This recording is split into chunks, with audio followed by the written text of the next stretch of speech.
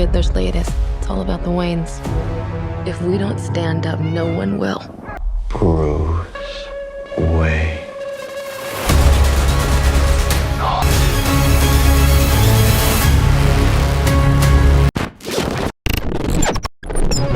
Hello Brovers, di video kali ini gue bakal review film The Batman yang durasinya percaya sama gue. Lu fans DC atau lu fans Batman, puas banget lu, asli legit. Oke, sebelum kita masuk ke reviewnya kali ini, gue akan kasih skor duluan. Jadi buat kalian yang mau langsung tahu skor gue berapa ke film ini, siapa tahu ada yang belum nonton gitu, percayalah lebih baik lu tonton deh. Even lu fans MCU, kayaknya gak masalah lu nonton film ini, sumpah. Skornya segini. Oke, udah tuh kan skornya. Jadi yang mau close dan langsung nonton, buruan deh, buruan sumpah. Sekarang kita berusaha buat kulitin satu persatu aspek-aspek yang ngebuat gua ngasih nilai segitu buat film ini. Anyway, gua akan kasih text spoiler warning karena gua takutnya keceplosan karena ini gua kayaknya nggak sama sekali skrip ya. Ini cuman kayak poin-poinnya doang. Jadi gua asal ngalir aja ngomongnya gitu. Pertama, penilaian gua langsung tertuju pada kota Gotham. Ini anjir, ini baru yang namanya kota Gotham cuy. Asli ini Gotham di sini tuh bener-bener keren banget, penggambarannya dapet banget, kelamnya dapet banget, tone warna atau color gradingnya juga dapet banget. Bener-bener deep dark banget lah pokoknya kota Gotham ini. Plus ketika opening scene, anjir ini masih keinget gue sampai sekarang cuy, bener-bener sekeren itu, gila. Adegan di sini tuh bener-bener dikemas dengan tone warna gelap, dark dan kelam begini. Emang karena set lokasinya tuh ya di kota Gotham yang memang kondisinya tuh sangat memprihatinkan sekali. Bisa dibilang kota Gotham di film ini tuh udah digambarin kalau kota ini sudah mengalami banyak sekali peristiwa memprihatinkan. Entah itu tindak kriminal yang makin membludak, isu politik yang makin merajai kota ini, bahkan sampai kelompok mafia-mafia yang berbisnis di kota ini. Jadi kalau lu nyari film dengan ton warna ceria, banyak lawakan, huru-hara dan lain sebagainya, please ini bukan film untuk lu, sumpah. Ini film untuk orang yang pengen ngelihat sebuah kota dengan tingkat kriminalitas tinggi, kemudian ada sosok pria berbaju serba hitam yang melakukan aksi vigilante untuk apa ya istilahnya tuh kayak vengeance lah, sesuai dengan sebutan di film ini ya. Jadi lu nggak akan tuh menemukan kota adem ayem tapi superhero-nya banyak gitu kan kerjaannya. Kalau superhero banyak kerjaan ya harusnya keadaan kotanya ya kayak begini gitu, tingkat kriminalitas tinggi parah, jambret di mana-mana, pembulian dan kekerasan di mana-mana.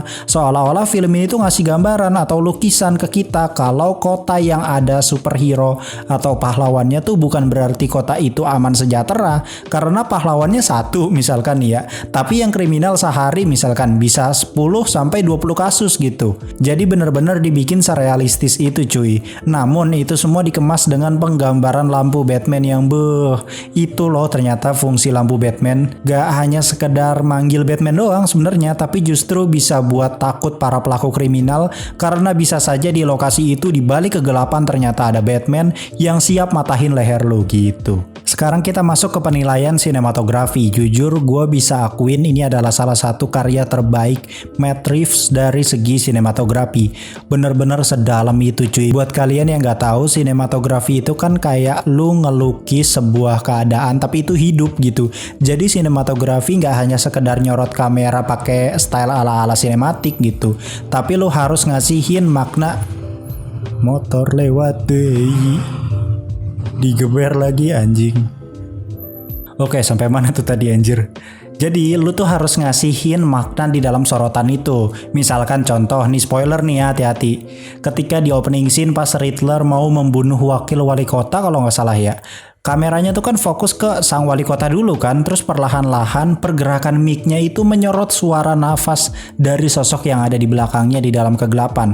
Setelah itu baru tuh blurnya hilang dan kita akan sadar kalau si Riddler udah berada di situ, di tempat itu, diem aja gitu, tinggi gitu kan, badannya agak-agak tinggi gitu, terus bernafas tenang gitu, nafasnya tuh kayak apa ya, kedengeran gitu nafasnya. Itu tuh bener-bener creepy banget cuy, gila. Terus ada adegan, aduh nih spoiler lagi nih, pas si Batman ini mengendap-ngendap di sebuah lift, terus pas nengok ke atas ternyata dia lagi kayak hinggap gitu di langit-langit, dan itu keren cuy asli. Adegan paling epic sih menurut gue yang kejar-kejaran sama penguin.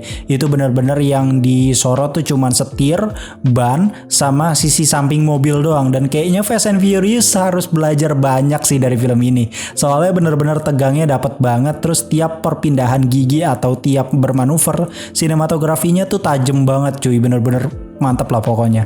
Kita berlanjut pada kualitas dari para aktor yang paling ke-notice dulu deh. Paul Dano, gila gue masih speechless itu Paul Dano bisa kayak begitu ya ternyata. Gue bahkan sampai nggak kenal sama sekali ini orang, ternyata Paul Dano di film ini cuy gitu. Anjir ini kayak gimana ya, kayak totalitas banget cuy, sumpah totalitasnya luar biasa. Kalau nggak salah ada tuh adegan di trailernya si Batman itu kan ngobrol sama si Riddler ini kan di penjara. Nah ternyata kan itu adegan ending kan di filmnya. Ternyata begitu lu sadarin belum berakhir cu teka-tekinya.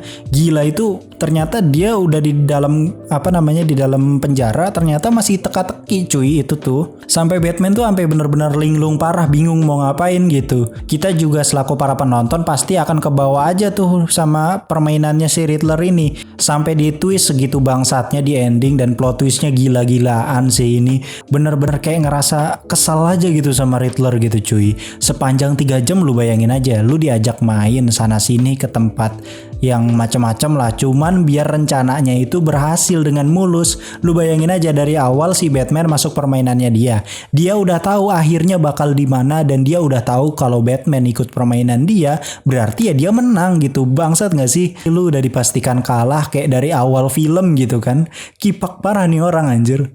Terus adegan di trailer pas percakapan di penjara, lu kan cuman diliatin sekilas gitu kan kalau di trailer. Kalau lu nonton itu adegannya panjang cuy, dan di situ kita bisa lihat jelas gitu ya seberapa gilanya si Riddler ini. Dan asal kalian tahu, yang dilakukan Riddler itu tidak bisa dipandang salah karena dia hanya membunuh pejabat pemerintah yang korup aja. Semua korbannya adalah orang korup cuy, sampai target akhirnya pun ternyata adalah orang korup. Kalian nanti akan sadar target akhirnya tuh siapa ternyata.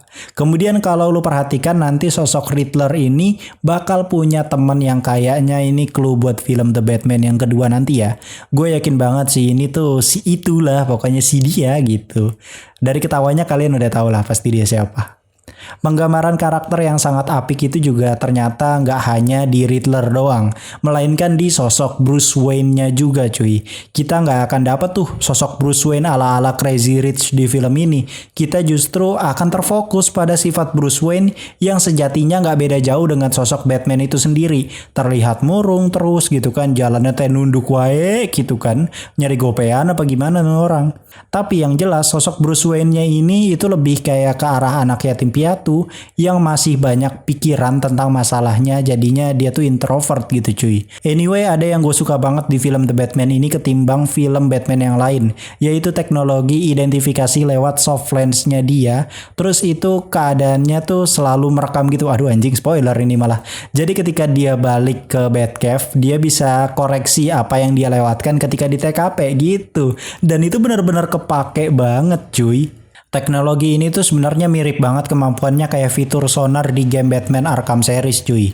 Kalian coba mainin deh, sumpah film ini tuh bener-bener sama banget kayak plak ketuplek aja gitu loh sama fitur-fitur yang ada di Batman gamenya, versi gamenya itu yang Arkham Asylum, terus City, Origin, sama Arkham Knight kalau nggak salah nih ya. Gue nggak tahu apakah ada lanjutannya lagi apa enggak. Terlebih lagi ada fitur-fitur yang menurut gue cukup epic ketika dia terjun.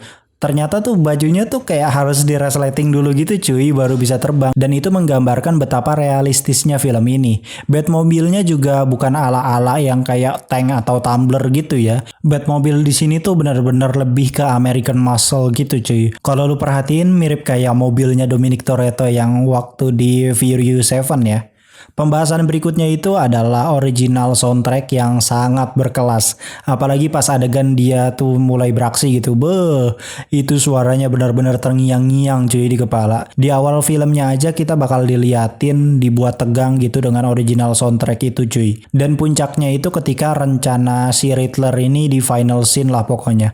Dan itu itu OST-nya ciamik parah, plus dibarengin dengan sinematografi yang ciamik pula. Jujur Batman ini berhasil menjadi menjadi salah satu film Batman terbaik sepanjang sejarah menurut gua. Sekali lagi ini menurut gua ya.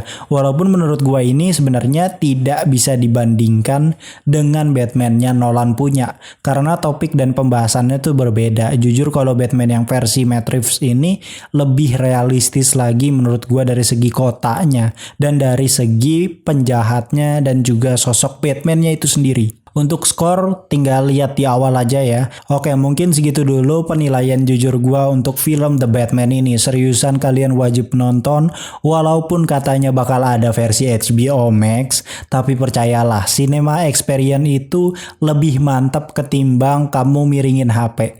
Gua Clipon X pamit undur diri and I'll come see you next time.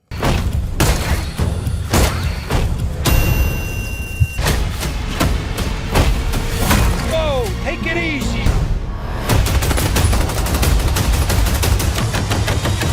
It's Deadpool. Don't forget to smash that subscribe button and follow me on Patreon.